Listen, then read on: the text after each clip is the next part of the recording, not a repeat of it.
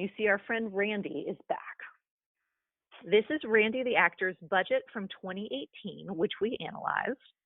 And then we see Randy's 2018 actual results.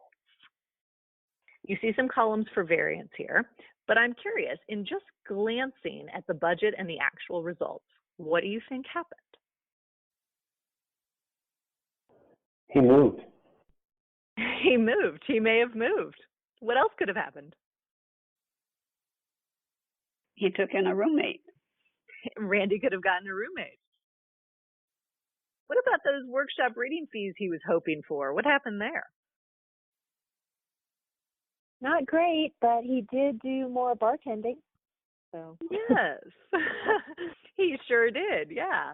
And whether that is favorable or unfavorable is a decision for Randy to make.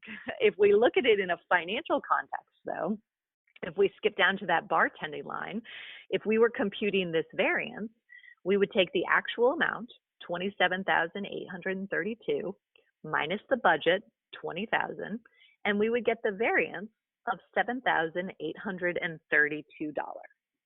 Now, we would describe that as a favorable financial variance because Randy's income from bartending was higher than he thought it was going to be. That's a favorable variance. It moved in the quote-unquote good direction.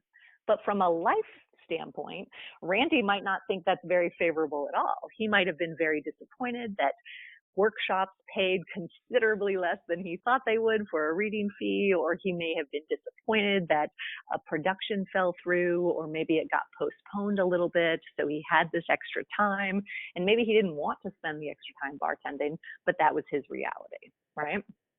You can see here, I've computed some of the variances for you, and then there's room for us to compute them as well. And again, we take the actual minus the budget, and that gives us the variance amount in dollars. So looking at that first line, workshop reading fees, the actual amount is $900. The budgeted amount was $3,000. So $900 minus $3,000 is negative $2,100, right? That's a variance of 70%.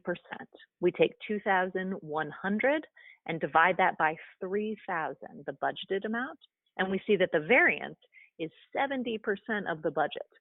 That feels like a huge difference. He was 70% off, if you will, in budgeting for his workshop reading fees, right? So if I were funding Randy or investing in Randy or just cared about him as a friend, I'd want to know why his numbers were so off. Was it that workshops didn't pay $500 per reading fee? It was maybe $100 per reading fee, and he was just way off in that estimate. Or maybe he wasn't able to get, what was he hoping for? Maybe 5 workshops or 6 workshops. He was only able to get 1 or 2, right? We'd want to understand kind of the driver of that difference, because understanding that can help him plan for 2019.